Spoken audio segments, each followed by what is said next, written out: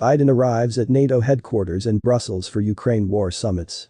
President Biden and other leaders of the NATO alliance gathered in Brussels Thursday to plot the next steps in their response to Russia's invasion of Ukraine, which has devolved into a bloody stalemate exactly 1 month after it began.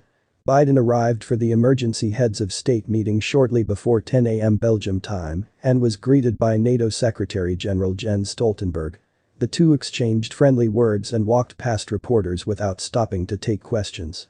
The NATO summit, which will include a video address by Ukrainian President Volodymyr Zelensky, is the first of 3 major events on Biden's calendar Thursday.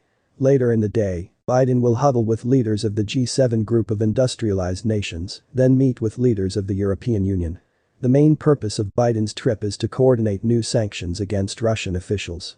Penalties against the 300 members of Russia's lower house of parliament, the Duma, could be announced as soon as Thursday. The NATO members are also expected to discuss the creation of 4 new multinational battle groups, numbering between 1,000 and 1,500 troops each, along its eastern front to discourage further Russian aggression. "We need to do more, and therefore we need to invest more," Stoltenberg told reporters earlier Thursday. "There is a new sense of urgency and I expect that the leaders will agree to accelerate the investments in defense." None of this is likely to satisfy Zelensky, who has pleaded for the establishment of a no-fly zone and the provision of fighter jets and air defense systems in a series of addresses to Western legislatures since the Russian invasion began February 24. While previewing his remarks late Wednesday, Zelensky said he would ask NATO leaders declare that it will fully assist Ukraine to win this war by supplying any weapons necessary. However, Western nations have been reluctant to broaden their assistance to Ukraine beyond small arms and anti-tank missiles for fear of drawing Russia into direct conflict with NATO.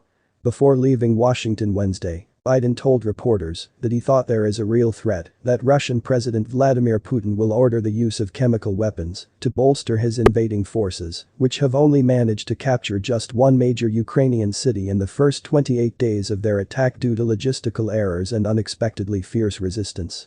White House National Security Advisor Jake Sullivan told reporters Wednesday that NATO allies would consult on how to respond to potential contingencies of that sort, including this whole question of the potential use of nuclear weapons. Prior to Thursday's summit, Stoltenberg said that any use of chemical weapons would fundamentally change the nature of the conflict. It would be a blatant violation of international law, and it will have widespread and severe consequences. The Secretary-General stopped short, however, of saying that the alliance would take military action in response to such an attack in Ukraine, which is not a NATO member. "I will not speculate beyond the fact that NATO is always ready to defend, to protect and to react to any type of attack on a NATO-allied country," he said. So guys, we have come to an end of this news session. Thanks for watching and please do well to like and subscribe for more updates. Until next time, goodbye for now.